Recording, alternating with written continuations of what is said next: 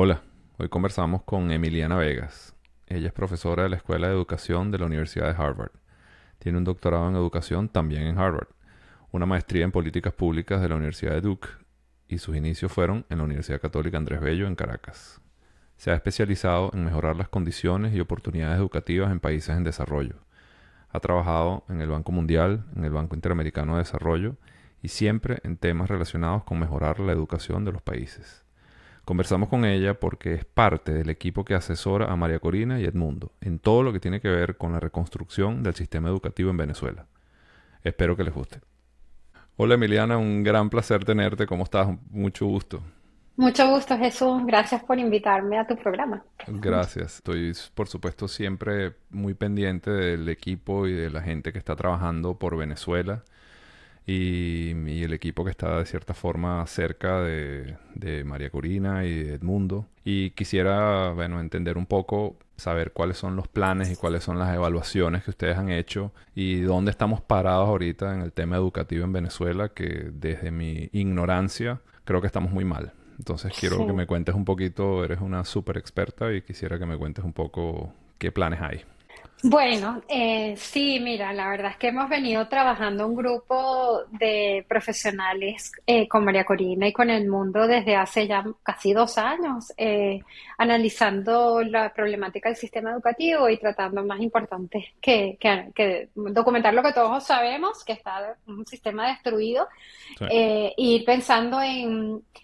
A mí no me gusta decir cómo reconstruimos el sistema que teníamos porque tampoco ese sistema estaba, vamos a decir, dando todos los resultados que necesitamos como país, sino más bien cómo aprovechamos esta destrucción para construir un nuevo sistema educativo para el nuevo país que queremos, más Ok. equitativo, con mayor libertad, con personas que pueden realmente ser dueños de sus futuros, ¿no? Entonces eso es un poco lo que nos inspira a trabajar con María Corina y Edmundo.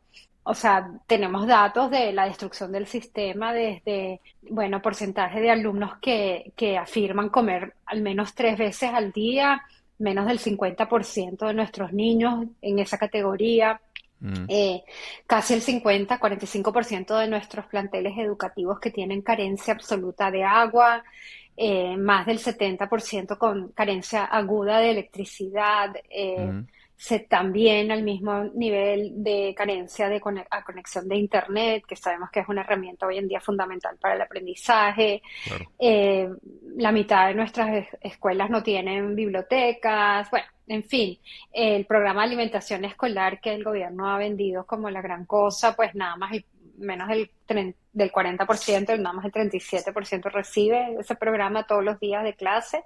Ok. Y para nosotros como educadores, pues no solamente nos importa observar los insumos al sistema, es decir, lo que entra, como que los estudiantes coman, que tengan agua, electricidad, internet, pero también que están aprendiendo. Y ahí es donde realmente las figuras son devastadoras, porque solamente el 32% de los estudiantes de tercer grado logra leer con fluidez, por ejemplo, que es lo que uno esperaría para ese nivel. ¿Cómo nos comparamos Eh, con Latinoamérica, con los otros países? Mira, Latinoamérica en comparación, vamos a decir, con el mundo desarrollado, los países de la OCDE, tampoco está excelentemente bien, Mm, pero si nos comparamos, por ejemplo, con los países más que mejores resultados tienen de Latinoamérica, estamos muy por debajo. Países como Chile y Uruguay, que hoy en día se están acercando más al promedio de de la OCDE, ¿no? ok.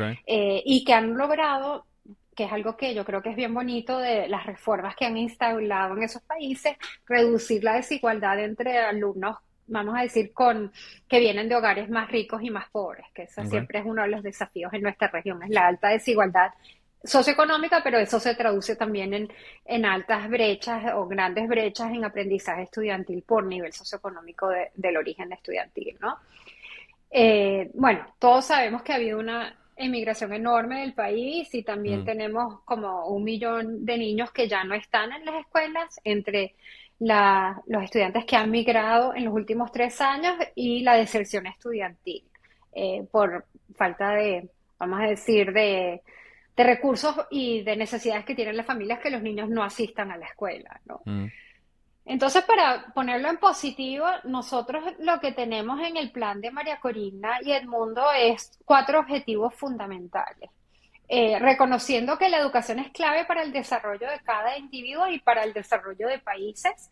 O sea, a mí me gusta decir como economista, casi siempre presento un gráfico que presenta en el eje horizontal, pues los resultados en las pruebas de aprendizaje estudiantil de distintos países y en el eje vertical el crecimiento económico. Lo que ves es una relación súper estrecha entre, vamos a decir, aprendizaje de los estudiantes de un país y el crecimiento económico de ese país. No así con asistencia a la educación, que por muchos años creíamos como comunidad internacional que lo que teníamos que hacer era enfocarnos en que los niños asistieran a la escuela, expandir acceso, Ok. pero en parte por las lecciones que nos han brindado en Latinoamérica y también en otros países del mundo, sabemos hoy en día que los niños asistan no es suficiente, los niños tienen que aprender en la escuela y no siempre Mm, eso pasa, ¿no? Entonces nosotros tenemos como cuatro objetivos fundamentales. Primero, que todo venezolano desde la primera infancia hasta la adultez tenga la misma oportunidad de adquirir las competencias necesarias para lograr su potencial en un mundo competitivo y cambiante. Segundo, que estos venezolanos estén equipados con competencias fundamentales. Aquí nos enfatizamos en lectoescritura y matemáticas, pensamiento crítico, comunicación, colaboración y confianza en sí mismo, entre otros. Estas son las competencias que hoy creemos que son las más importantes para poder seguir aprendiendo a lo largo de la vida, poder adaptarte mm, a distintos trabajos, a distintas oportunidades que te presente la vida. También queremos ciudadanos unidos y comprometidos con una nación libre, democrática, pacífica, solidaria e inclusiva, es decir, mm, donde no hay nadie que sea visto como menos por tener una vida diferente o por tener el color de la piel distinto. sí. Y finalmente, y algo que María Corina adoptó desde el principio, es la idea de una Venezuela trilingüe, donde todos dominen el español, el inglés y el lenguaje digital. Ok. ¿Por qué el lenguaje digital? Bueno, porque nos parece que en el mundo tan permeado por tecnología en todos niveles que tenemos, los venezolanos y cualquier ciudadano del mundo tienen que entender cómo se desarrollan los distintos programas, aplicaciones, no necesariamente para ser desarrolladores o programadores, pero sí para poder entender sus ventajas y limitaciones y ojalá también poder desarrollar soluciones para resolver nuestros propios problemas, ¿no? Entonces esos cuatro objetivos son lo que nos, vamos a decir, lo que nos motiva a trabajar por esta nueva educación para Venezuela. Y nosotros creemos que este tipo de educación tiene que generar distintas capacidades. A mí me encanta un libro que escribieron tres personas, dos economistas y un filósofo, perdón, cuatro personas, dos economistas y dos filósofos que Mm, juntaron pues las ideas tradicionales de los economistas de que la educación es fundamental para desarrollar capital humano y por lo tanto generar crecimiento, como yo decía anteriormente, sí. pero también esta parte muy humana de que la educación es fundamental para poder vivir en sociedades donde colaboremos, donde construamos proyectos conjuntos y donde podamos vivir en paz y con solidaridad. Entonces aquí nuestro programa pues dice que estas capacidades que queremos inculcar entre nuestros ciudadanos es, en primer lugar, la autonomía personal. Segundo, la productividad económica. Sabemos que si la educación no te brinda la oportunidad de ser productivo y ganarte pues una vida digna, tampoco vas a poder ser autónomo. Claro. Pero también la tolerancia democrática, poder tener relaciones personales saludables, es decir, que te puedas casar, tener una familia y que todo esto sea por tu voluntad y ¿sabes? Con una relación saludable, tratar a otros como iguales y poder realizarte tú como persona, lo que es la realización personal. Entonces nosotros creemos, y esto es muy fundamentado en esta investigación de estos filósofos y economistas, Brickhouse, Ladlow y Swift, que hablan de que en el fondo, esto es lo que la educación debería producir, tanto como bienes como valores. Entonces nosotros estamos enfocando este programa no solo para producir, vamos a decir, mano de obra para el mercado laboral y para la nueva economía que queremos que sea abierta y que sea realmente productiva y que aproveche todos nuestros recursos al máximo potencial, pero también donde hayan unos valores de democracia, de tolerancia, de inclusividad y de salud personal que sea respetada para todos. Conceptualmente me parece muy bonito lo que estás diciendo, pero ¿cómo se arranca el día uno? Mañana, digamos, esta gente entrega y Sí, dicen, ¿cómo arrancamos el día siguiente a resolver los problemas que tenemos en sí. Venezuela? ¿Cómo lo Mira, ves? nosotros distinguimos dos etapas de lo que habría que hacer una vez podamos Ujú. retomar las riendas del gobierno. Y una la llamamos el rescate y Ok, otra la llamamos el despegue, ¿no? Con la idea de que a corto plazo no podemos estar pensando solamente en las grandes metas y en los grandes objetivos, sino también en claro. cosas muy prácticas y inmediatas. Entonces, entre ellas está, en primer lugar, poner fin a la indoctrinación y politización de la educación. Total. Sabemos que este régimen desde hace mucho tiempo ha venido politizando la educación, desde hasta los currículums de matemáticas, o sea, no Sí. solo historia y ciencias sociales, sino...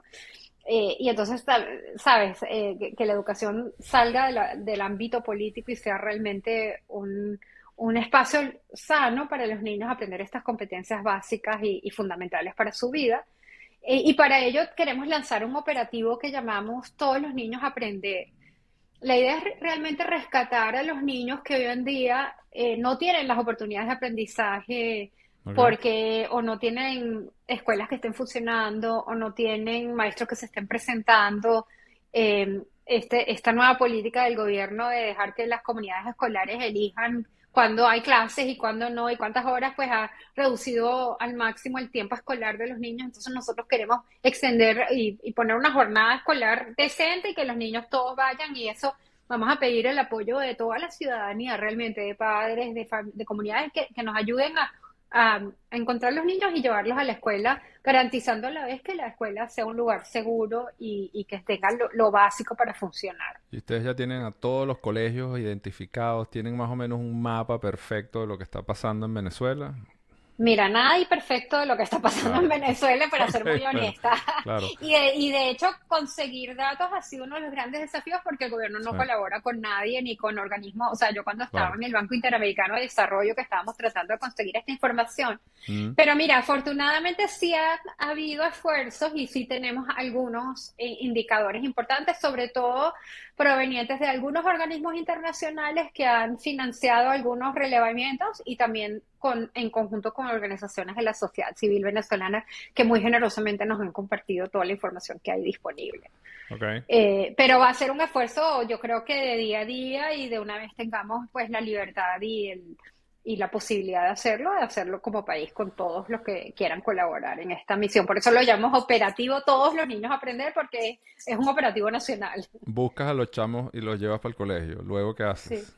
Bueno, obviamente cambias el currículum de cierta forma y lo liberas. Le Mira, sacas al todo ese... principio, sí, liberalizar el sistema educativo es justamente lo que queremos, pero también al principio realmente enfocarnos en un programa de recuperación de aprendizajes fundacionales, Mm, especialmente lectoescritura y matemáticas para educación básica.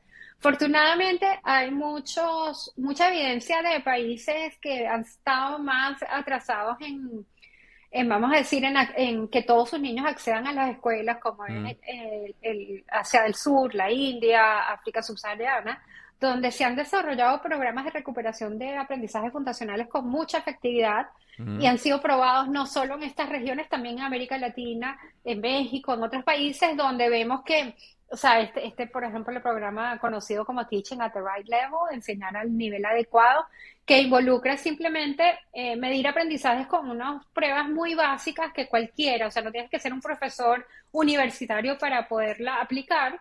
Cualquier persona que lea y escriba puede medir pues dónde está un niño y en función de dónde está el niño o la niña, agruparlos con niños con competencias similares y Mm. ayudarlos a avanzar. Entonces, es como una de las Un primeras diagnóstico, cosas, un claro. diagnóstico muy elemental que luego te permite agrupar los niños no por edad, como lo hacemos históricamente en los sistemas Mm. educativos y por grado, sino más bien por su nivel de competencia en lectura, escritura o en matemáticas, y de allí le dando lecciones para que vayan mejorando a su nivel y a su propio paso, que es algo que también nos muestra la evidencia, es más efectivo. ¿Cómo apoyas a a los profesores? ¿Cómo crees que hay que apoyar a los profesores?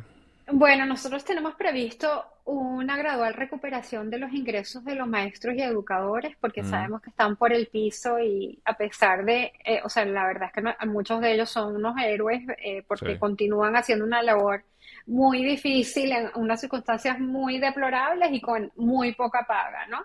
Pero, o sea, hemos hecho algunos cálculos muy conservadores y en combinación con el equipo económico para tratar de ver qué es factible, dado los recursos que hoy en día tiene el país, pero también con posibilidades de tener préstamos y de, vamos a decir, recuperar alguna de la productividad en el mediano plazo. Y bueno, eso es como, sabemos que si queremos realmente tener una educación de la calidad que estamos esperando, no podemos tener maestros que estén ganando $20 al mes, ¿no? Que es un poco lo que está pasando ahora. cuando hablas me acabas de decir que hablas con el equipo económico, o sea, ya ustedes, Sí. con el equipo económico también de ustedes como proyecto, o sea, como de María Corina y Edmundo, o ¿a eso te Sí, refieres? O sea, ya sí, ustedes a están eso me trabajando como refiero. como si fuesen gobierno, o sea, ya están planificando y tratando Mira, de... nosotros tenemos tiempo que nos reunimos en varios niveles. Entonces Ok. nos reunimos, por un lado, los equipos de cada, vamos a decir, si tú quieres, sector.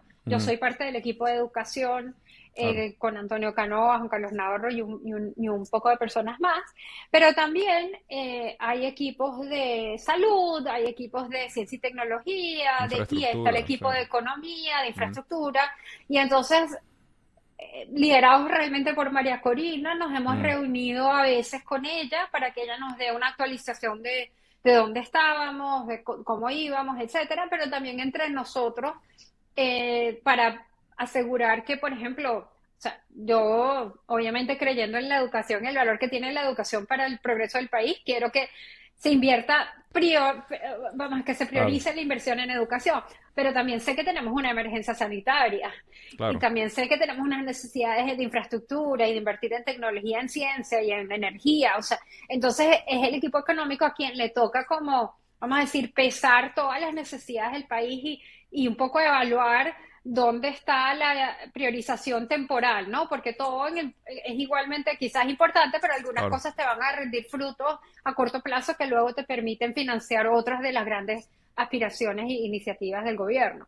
Entonces yo diría no tanto como gobierno, pero como un equipo de, si tú quieres, de planificación, ¿no? Claro. Nos hemos estado reuniendo también con, como te decía, con mucha guía de parte del equipo de María Corina, inicialmente de la campaña y de su equipo técnico también de o sea, es cómo debe verse este programa y esa distinción entre qué se hace inmediatamente el día uno Mm, y que es algo que, o sea, y también es algo que hemos pensado mucho, que lo que se haga en el día uno vaya consistentemente llegando a la visión que tenemos en el día 100 y día 300 y claro. a los 2 años, ¿no?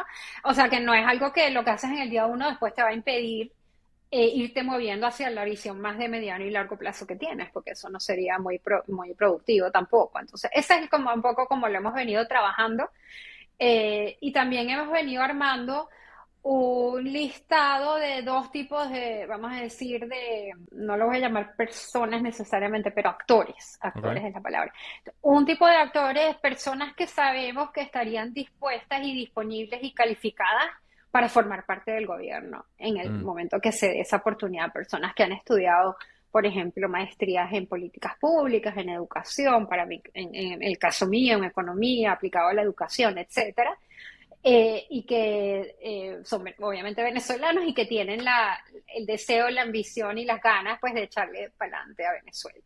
Y eso hay muchos, o sea, yo tengo el gran placer de haber trabajado, o sea, ¿no no sé trabajaste cuánto conoces de mi pero en todos los organismos? ¿Trabajaste en Banco bueno, Mundial? en ¿Trabajaste en...? varios, sí. Y tengo muchos Ok. años fuera de mi país porque a diferencia de muchos de los que yo he conocido allá afuera, yo no me vine por la revolución bolivariana, yo me vine antes, me vine a Ok. estudiar, yo soy mayor, y Ah, entonces me vine a estudiar y después la revolución empezó y aquí porque estudié y fui una buena estudiante y después me fui empezando mi carrera y me iba bien iba teniendo ofertas que eran muy difíciles decirles que no, claro. sobre todo cuando la contraoferta en Venezuela era un país que Cada vez peor. poquito a poco se estaba desmoronando, ¿no? Mm, Entonces yo ya tengo no sé, desde el año 91 aquí, para mí sí sería bastante difícil regresarme a Venezuela a tiempo completo porque mi marido es americano, mis hijos han crecido y nacido acá, No, pero vale, es en lo que lo lleve para las playas y para el Salto Ángel se devuelve sí, corriendo. eso es lo que le digo yo, pero todavía no hemos podido. Pero la verdad es que sí hay muchos, y yo he tenido el privilegio de ser, vamos a decir, jefa, mentora, supervisora de muchos jóvenes que Claro, se han venido y que no han vivido en la Venezuela que probablemente tú y yo vivimos, una claro, Venezuela democrática, libre, sí. en paz, y que anhelan eso y se han venido formando en las mejores universidades de todo el mundo, no solo en los Estados Unidos, pero en Europa, en Australia, en todos los países, en Corea, en Japón, y su gran sueño es poder ser parte de esta nueva Venezuela. Eso Entonces lo yo hablaba el creo que otro vamos día a tener. lo hablaba con un amigo que le decía, bueno, que ya mucha gente se fue y no vuelve. A veces digo yo, hay mucha gente que se va y no vuelve, pero yo creo también que hay mucha gente que quiere volver y yo creo que más bien hay mucha gente que se ha ido y lo que quiere es llevar todo ese conocimiento y toda la tecnología y todo lo que han aprendido y tratar de aplicarlo a lo que podría ser una nueva Venezuela, ¿no? Mira, sin decir nombres, aquí en Harvard hace poco hay un grupo de venezolanos que hemos estudiado en todas las escuelas y nos reunimos de vez en cuando, y así Mm, conocí a un muchacho venezolano que es médico de profesión de la Universidad Central, que sacó mm, su maestría en Harvard en salud pública, ha venido trabajando en el equipo de salud para María Corina y Edmundo, y ok. él le han hecho ofertas laborales desde que se graduó, pero no ha aceptado porque él dice, yo estoy o sea, tengo 30 años, yo no tengo familia y yo lo que quiero es regresarme a construir, o sea, ayudar a Increíble. mejorar el sistema de salud en Venezuela, no tengo por qué buscar trabajo aquí, ¿entiendes? Entonces creo que sí hay muchos, y yo te digo, aunque yo quizás me cueste más regresarme, Mm, indudablemente que me encantaría estar involucrada, apoyando desde acá y yendo y viniendo, ¿no? claro, Como he hecho toda mi carrera, de hecho, porque en los total. bancos, como tú sabes, en los bancos, en los organismos multilaterales, no siempre vives en el país donde trabajas, al contrario, a veces vives, como me pasó a mí muchas veces en Washington, y vas y vienes, pues, pero igual puedes tener ¿Cómo? impacto. Bueno, estabas contando ahorita de que tú tienes unos requerimientos de financiamiento y el equipo económico te dice eso sí, eso no. ¿Cuánto cuesta? Y digo, desde el punto de vista, o sea, ¿qué tanta inversión hace falta para arreglar el sistema educativo venezolano?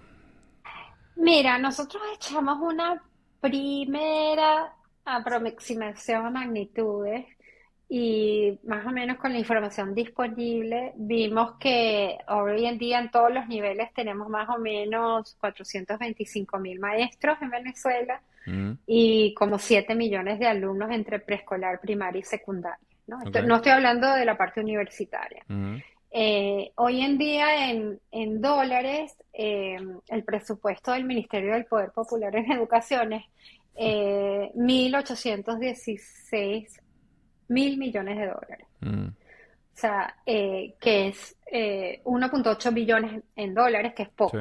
muy poco. Y el gasto promedio por alumno hoy en día es $232 por alumno Al año. al año. En 1997 el gasto promedio por alumno era 622. O sea, estamos gastando un tercio de lo que gastábamos hace Ok. casi 15 años o más de Mm, 15 años. Igual pasa, por ejemplo, con las escuelas católicas de la Asociación Venezolana de Escuelas Católicas, de la ABEC. En el 97 se gastaba $391 por alumno, hoy en día es 100. Y el salario anual promedio de un maestro en Venezuela hoy en día es $347, que como sabemos no es nada para sí, vivir.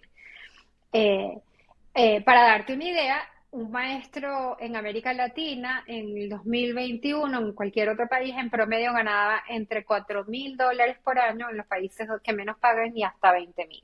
wow. O sea, entonces, también hemos visto, bueno, nosotros estamos pensando un sistema de financiamiento educativo que se asemeje a lo que llamamos una subvención por alumno o un vale por Ujú, estudiante, que vaya directamente a la escuela que recibe a ese estudiante. Entonces las familias pueden elegir si quieren meter a su hijo en una escuela pública, en una escuela privada.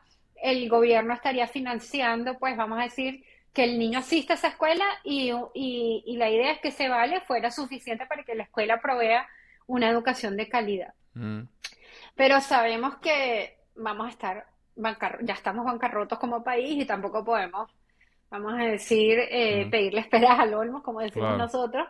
Entonces, como básicamente si tú piensas lo que es el valor del vale por estudiante en Chile, es más o menos $600 por alumno. 600 dólares En al año. ¿Cómo es? ¿Cuál es esa? ¿Cuánto es?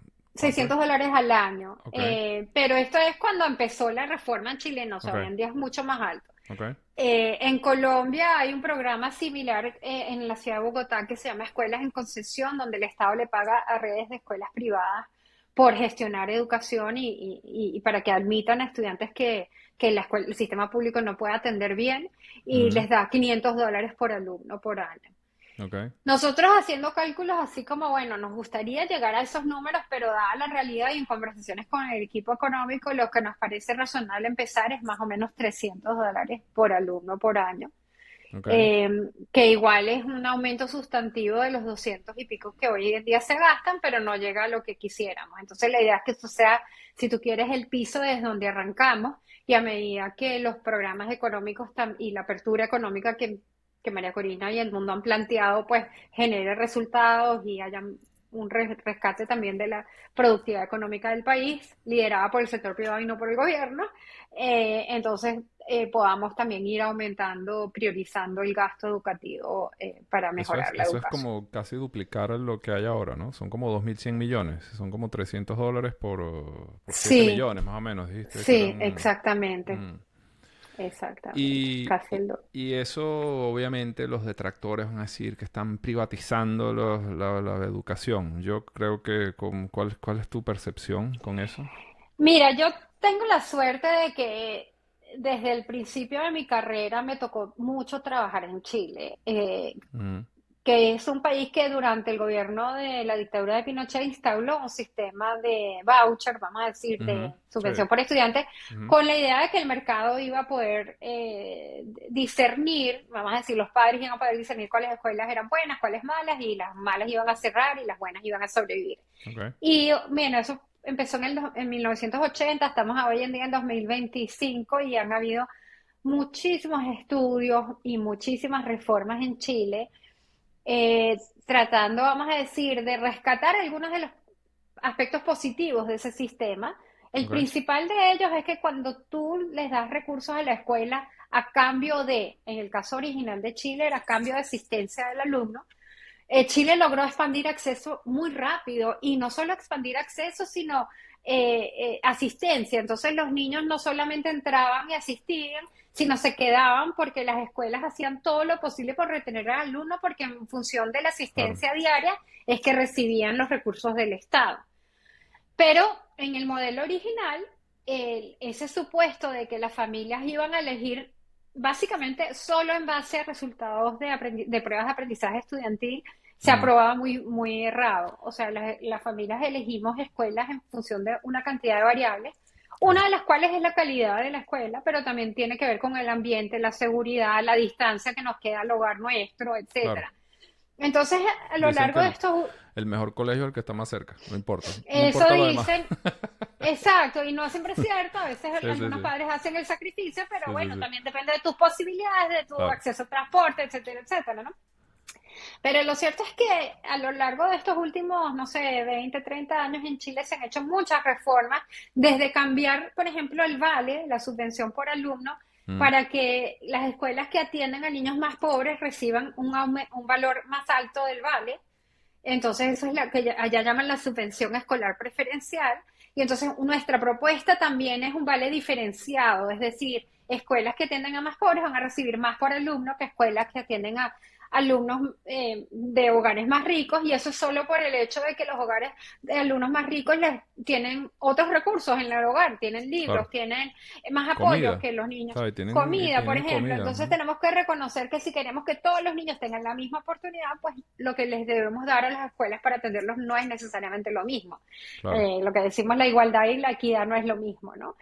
Entonces, eso por un lado es una de las lecciones. Otra de las lecciones es cuál es el rol del Estado en un modelo donde tú permites o incentivas a la participación privada. Y Mm, ahí tuvimos muchas conversaciones en el equipo interno y con María Corina, de que no es un rol pasivo, si bien tú quieres incentivar que el sector privado participe y ofrezca escuelas, tú quieres asegurarte que esas escuelas sean que tengan por lo menos un estándar y que Claro, los niños estén aprendiendo. Entonces también tienes un rol muy importante de monitoreo y evaluación de la calidad de la educación que están prestando las escuelas, ya sean públicas o privadas, porque mismo las escuelas públicas a veces tampoco se monitorea bien su calidad y claro. se enforzan ciertos estándares. Entonces el rol del Estado en eso, de lo que llamamos asegurar la calidad, asegurar las oportunidades es muy importante, tanto a través del financiamiento y distinguiendo del tipo de alumno, como también a través de cómo tú evalúas a las escuelas, qué información les das de regreso,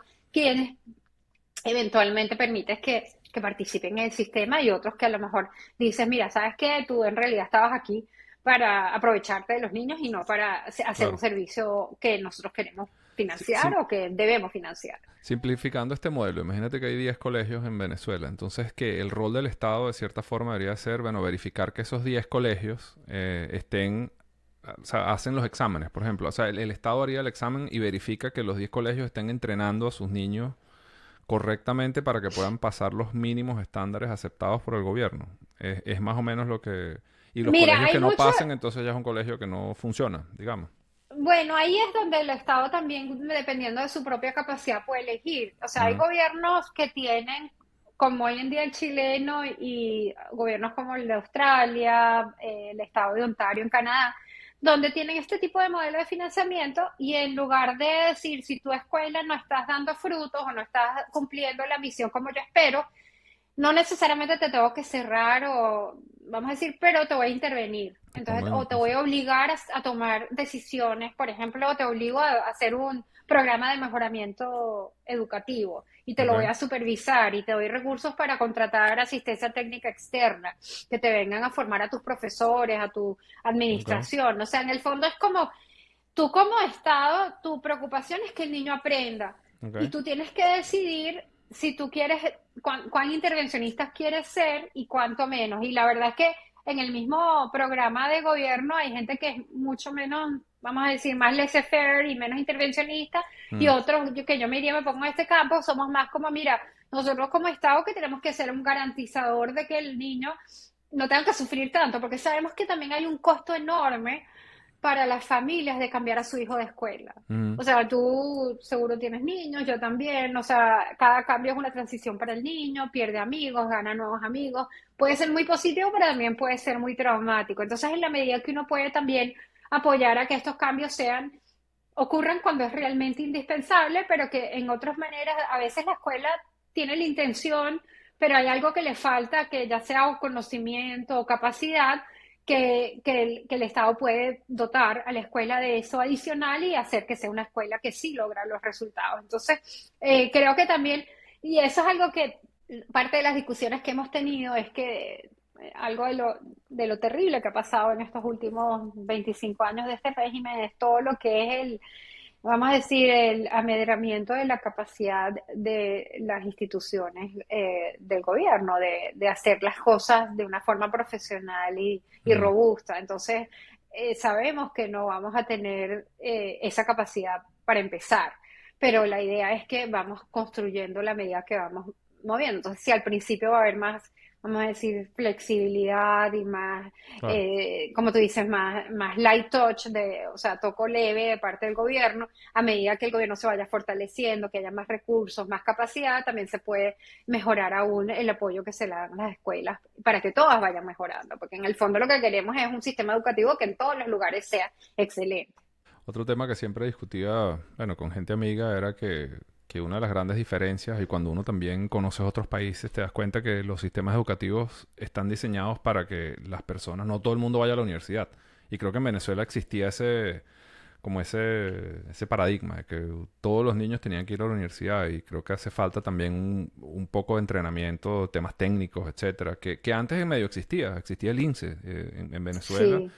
y la gente salía de muchos lugares públicos y te entrenaban no para ser universitario, porque de repente tú no todo el mundo tiene las mismas capacidades o no todo el mundo tiene las mismas aspiraciones.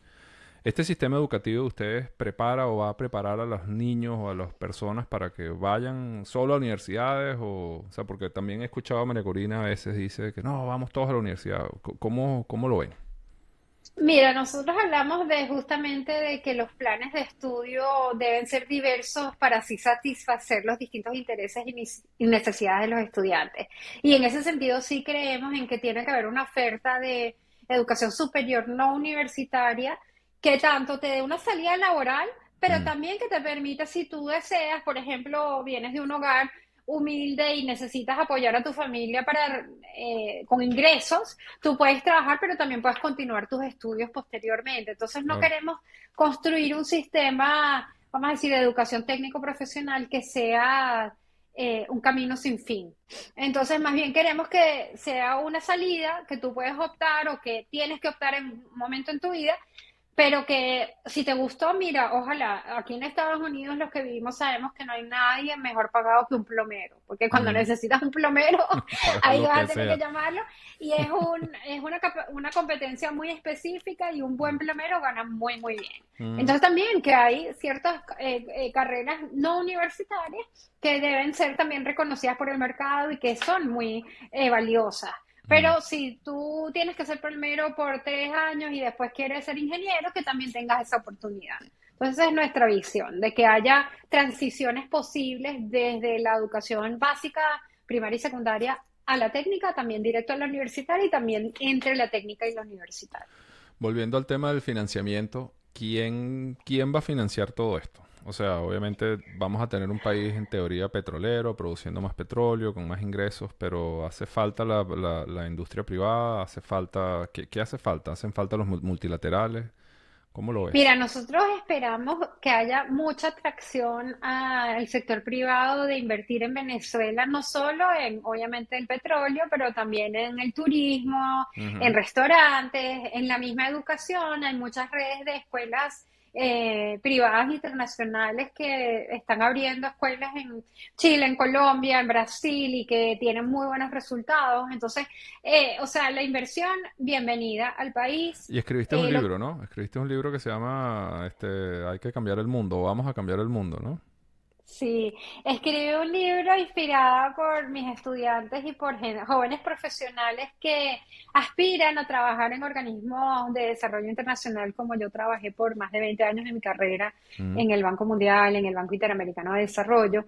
Y me di cuenta, y ellos mismos me entusiasmaron porque tenían una idea de lo que es trabajar en estos organismos, pero no tenían mucha claridad de qué se necesita, qué competencias, cómo puedes navegar una carrera en estos organismos y ser eficaz en tener, sabes, impacto en cualquier área que tú tengas, pues puede ser salud, educación, Ujú.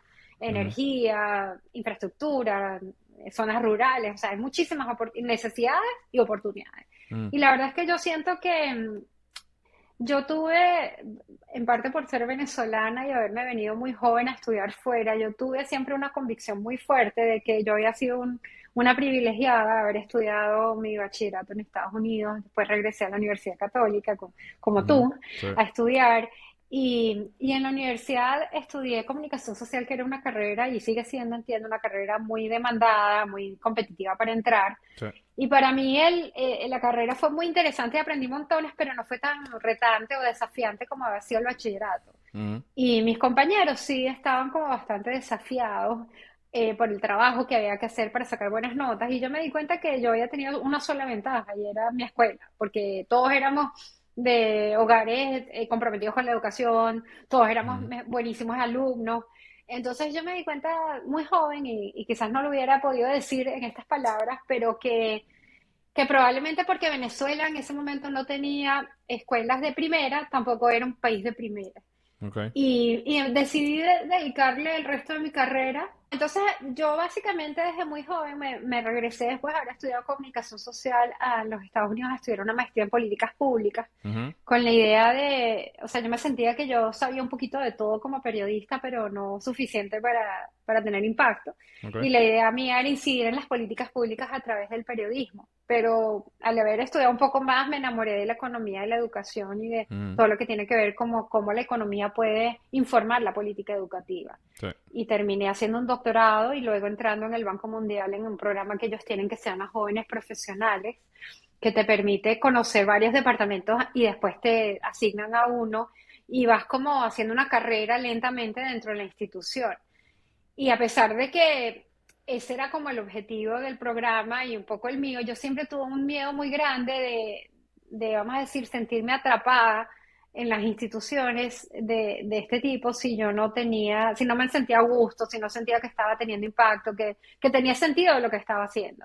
Entonces, en parte por eso después me fui al BID, al Banco Interamericano de Desarrollo, para liderar su equipo de educación, porque ahí había concluido dentro del Banco Mundial que vamos a decir, que mi pasión venía por trabajar en América Latina y no Claro. necesariamente en el resto del mundo, y el Banco Mundial sí te empuja a trabajar en todo el Ujú. mundo. Bueno, es un Sí, banco global. sí. Entonces, bueno, pero cuando me fui al BID, como jefa de la división de educación, también me di cuenta, bueno, de aquí me voy a tener que ir de estos organismos, porque esta es la posición más alta en educación y a mí lo que me interesa es educación. Claro. Y la verdad es que muchos de mis amigos y colegas han hecho carreras muy bonitas en estas instituciones, pero dejando, vamos a decir, su plan original. O sea, muchos de los que empezaron en educación hoy en día son, vamos a decir, directores de país, viendo todos los sectores, o se cambiaron a salud, o, ¿sabes? Como que, Mm. y eso es lo que estas instituciones te van impulsando.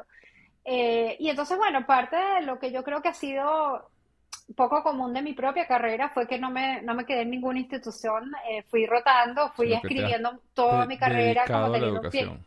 Me he dedicado totalmente a la educación, principalmente en América Latina y el Caribe, y he tenido la oportunidad a través de estos organismos realmente de conocer casi todos los países, trabajar en la mayoría de ellos. Gracias a Dios hablo francés y aprendí portugués, entonces el lenguaje no ha sido una limitante para mí. Ujú. Y, y bueno, yo siento ahorita una gran satisfacción de poder compartir con jóvenes que también aspiran a tener este tipo de carrera, mucho de lo que yo aprendí de cómo, vamos a decir, de cómo ejercer tu propia agencia y no sentirte atrapado o por la burocracia o por jefes que a lo mejor no te apoyan, sino más bien irle buscando la vuelta, como decimos, Claro. y tratar de siempre mantener como el ojo en que, mira, tu objetivo es tener impacto.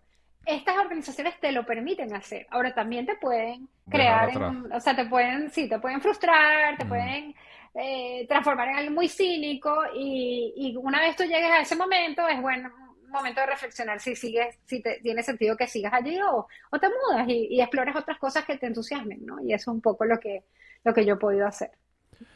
¿Qué tan difícil ves todos tus planes en Venezuela? O sea, obviamente lo primero y más difícil es cambiar el régimen, pero ¿qué tan difícil? Obviamente conoces bien Latinoamérica, conoces bien a Venezuela. ¿Cómo ves? ¿Qué tanto resistencia crees que va a tener la gente? O sea, ¿crees que la gente va a sufrir que le quiten su Mira, sistema yo creo que educativo más de ahorita o lo no? que ha sufrido la gente es difícil. O sea, Mm. imagínate con todo lo que hemos pasado desde marchas y cárceles y, sabes, todo el tipo de abuso a personas de todo nivel, desde los más pobres comprándolos con estas Sí, con las bolsas de CLAP, con lo que comida, sea. CLAP, para que voten por ellos, pero sin darles realmente una salida digna a Mm. la pobreza, con un trabajo digno, con oportunidades de crecimiento profesional. ¿Por qué hay tanta migración, pues, de Venezuela? Porque la gente ha perdido esperanza de que pueden hacer un futuro para ellos y sus familias allá. Entonces, Mm. yo creo que el venezolano no está esperando ya regalos ni que el gobierno le resuelva. Lo que está esperando es poder construirse su propio camino, Mm. trabajar y ganarse un sueldo decente, poder reunirse con su familia. O sea, a mí me duele el alma saber que bueno, que yo no, y mis hijos y mi esposo no podemos regresar al país hasta que sea un país libre, porque Mm. nos ponemos en riesgo. Y así hay muchísimos de venezolanos fuera y muchos de adentro también, porque sus familias están fuera o porque tienen opiniones diversas al régimen y los Sí. han encarcelado o les amenazan con la cárcel. O sea, entonces yo creo que estamos en un momento donde hemos aprendido mucho a duros golpes, como decimos, ¿no? Mm.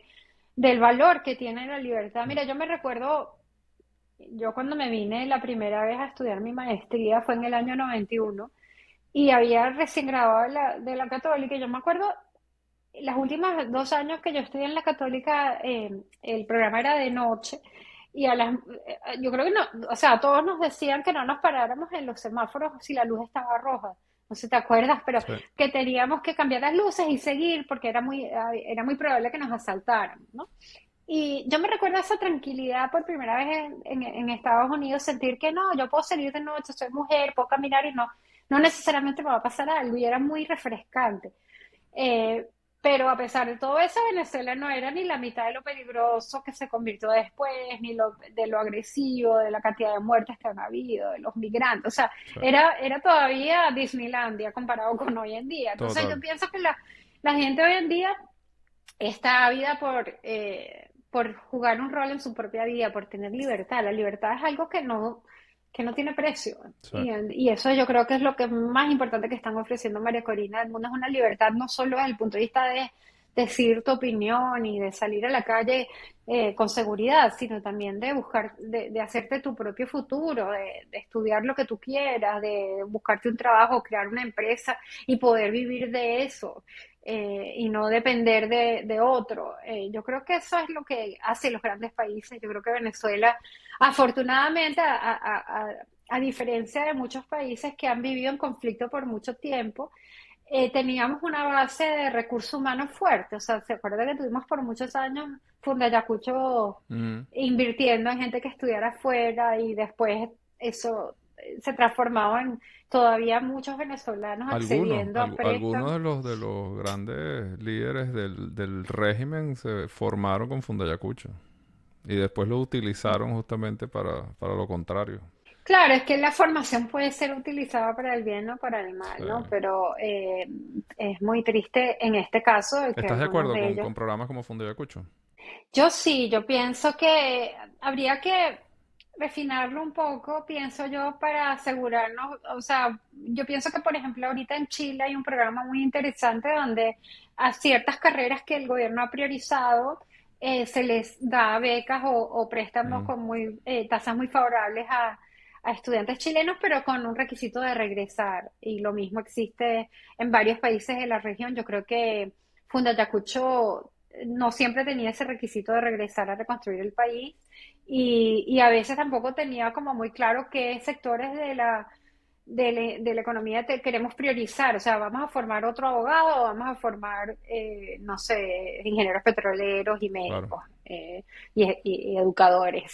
claro. Entonces, bueno, eso yo creo que lo que habría que repensar y también cómo recibes, cómo calificas para recibir un préstamo, pero pienso que vamos a decir, el riesgo de financiar a muchos que no se lo merezcan es menor que el financiar a todos los que se lo Claro. puedan merecer a través de un programa de ese estilo y sí creo que yo no he conocido, mira, he conocido cada vez más venezolanos. Cuando yo me mudé aquí en el año 91 era muy raro encontrarte un venezolano en la calle, en cualquier lugar. O sea, Mm. era raro. Los venezolanos no nos íbamos de nuestro país No, porque exactamente. era un paraíso. O la gente iba, Y estudiaba. Yo tenía algunos amigos que se fueron y volvieron. Todos, la mayoría claro, volvieron. Casi todos nadie se quedaba yo me afuera. fui también, exacto, porque te vas a quedar fuera pasando trabajo y frío y lejos de tu familia Exacto. cuando puedes estar con un clima idóneo, con las playas más espectaculares, con Y las con la montañas más familia. bellas y con tu familia y amigos, ¿no? Pero eso ha cambiado mucho. Pero sin embargo, yo pienso que hay demasiados de nosotros que quisiéramos regresar y que haríamos todo lo posible por regresar y reconstruir al país. Entonces yo tengo mucha esperanza y que muchos también ya se han formado para hacerlo en todos los sectores que nos podemos imaginar y muchos de ellos de hecho nos hemos conocido en este programa Claro. de Venezuela Tierra de Gracia con María Corina y con el mundo. ¿Para qué hay que entrenar a los venezolanos? ¿Qué crees tú? ¿Cuáles son los sectores del futuro en Venezuela? Mira, yo creo que es más difícil decir sectores de futuro como competencias que necesitas. Ok. Entonces yo diría, primero que nada, pensamiento crítico. O sea, nosotros estamos en un mundo donde hay mucha información y desinformación Total. y la habilidad de poder procesar grandes cantidades de información y tomar decisiones vamos a decir, para tanto en el trabajo como en tu vida personal, basadas en información, es cada vez más importante. Entonces yo pienso que yo le digo a mis estudiantes, pues cualquier curso que tú puedas tomar que te permita fortalecer tu habilidad de analizar datos, analizar evidencia cuantitativa, cualitativa, sintetizarla sabes, darle sentido para la toma de decisiones, yo creo que eso es una de las eh, características que a mí yo creo que me han ayudado en mi carrera y creo que es lo que estamos formando hoy en día en Harvard para que nuestros estudiantes salgan al mundo a contribuir y no y entonces todo lo que tiene que ver con métodos de análisis. Después creo que hay ciertas disciplinas y tú, dependiendo de tus preferencias, pero siempre es bueno tener como una base disciplinaria. Mm, Para mí, al final fue economía la que yo elegí como mi base, pero ha podido ser sociología, ciencias políticas, mm, ingeniería, o sea, una base que te permita como entender la realidad con algún tipo de marco teórico, porque la realidad es muy compleja y así le das como un poco de orden y te ayuda a ok, entenderla. ok. Eh, y de resto yo creo que el sector en sí va a cambiar muchísimo. Ya estamos viendo cómo la inteligencia artificial está presentándonos una cantidad de oportunidades y también desafíos que no nos imaginamos incluso hace un año. Sí. Pienso que el mundo de la energía va a seguir siendo importante por mucho tiempo para Venezuela, pero también allí tenemos que ir pensando también en energías renovables y cómo aprovechar el agua, como ya Venezuela tiene una historia con el Guri, ¿no? Que no Claro. tenían muchos países. Y yo pienso que el turismo, mira, Venezuela es un país tan espectacularmente bello, desde sus playas, sus montañas, eh, los tepuis, Sí. Mérida, o sea, ¿qué no tenemos en Venezuela? Y cómo poder atraer a otros. Algo que también Seguridad trabajando en los jurídica. organismos, Eso es lo que no tenemos. seguridad jurídica, sí, no tenemos. Sí, no, y yo creo que eso, o sea, hay algo triste de lo que nos pasó como país, de que creo que perdimos la noción de lo que es el trabajo y lo que es la ganancia que corresponde al trabajo. Sí, Y ya tenemos muchos años pensando que hay gente que se hace rico fácilmente y que mm, eso está bien. sí, Y creo que eso había desde que tenemos petróleo, eso es una realidad, pero creo que este régimen pues lo intensificó y creo que regresarle esa dignidad al trabajo aquí en Estados Unidos, eso es algo que hace a la gente muy orgullosa, o sea, que yo me gané la posición que tengo con mi esfuerzo, con el sudor de mi sangre sí. y no me lo regalaron. Y ese es mi caso porque yo también al final y al cabo soy inmigrante, tuve ciertas oportunidades gracias a Venezuela de Mm, formarme, pero a mí me da orgullo decirle a mis hijos, mira, es mi trabajo que me ha permitido darte estas oportunidades o estas otras y yo espero que eso regrese a Venezuela y que no, y que tengamos algún poco de mejor juicio en no permitir que los que se aprovechan de las riquezas naturales en nuestro país, de estar en posiciones de autoridad y de poder, y que se aprovechan para su beneficio personal, que esas personas sigan teniendo, vamos a decir, una vida social aceptable, porque también creo que nosotros no hemos sido capaces de rechazar mm. esto como sociedad, y pienso que eso nos ha hecho un poco de daño también. Bueno, para cerrar, sé que tu tiempo es limitado. ¿Tienes planes de 10 días, 10 meses, 10 horas, 10? Ustedes tienen los planes completamente listos para arrancar. Nosotros tenemos lo que hemos llamado el rescate, que es más o menos los primeros 100 días, Mm, y el despegue, donde hablamos de varias acciones que nos permitirían expandir la oferta de educación en Venezuela con calidad, para que todos nuestros niños puedan, vamos a decir, tener oportunidades de asistir a una escuela segura, bonita, con buenos profesores, con acceso a internet, con acceso a materiales educativos, con buenos profesores. Entonces, hemos, ese es nuestro objetivo y nosotros creemos que cuando haya claridad de la dirección a la que va el país desde el punto de vista de libertades, de inversión, también vamos a ser un país muy atractivo para inversionistas de todo el mundo para que vengan a Venezuela. Y eso lo hemos visto en el pasado cuando sí, abrimos las puertas de nuestro país y lo podemos ver porque hay una sede y hay recursos y es un país, como te digo, que tiene mucho a su favor. Tenemos gente muy comprometida, muy capacitada y tenemos uno de los, vamos a decir, lugares geográficos más espectaculares del mundo. Entonces yo creo que hay esperanza, lo único que tenemos que lograr es la transición, una bueno, transición ojalá que sea pacífica y que nos permita tener a Edmundo como presidente, a María Corina como vicepresidente, a todos los que hemos venido trabajando con ellos para recuperar y reconstruir a Venezuela. Wow, ojalá y que así sea. Muchísimas gracias Ojalá. otra vez y que tengas una Gracias a ti. excelente tarde. Gracias. Gracias, Jesús. Chao, Tú chao. también.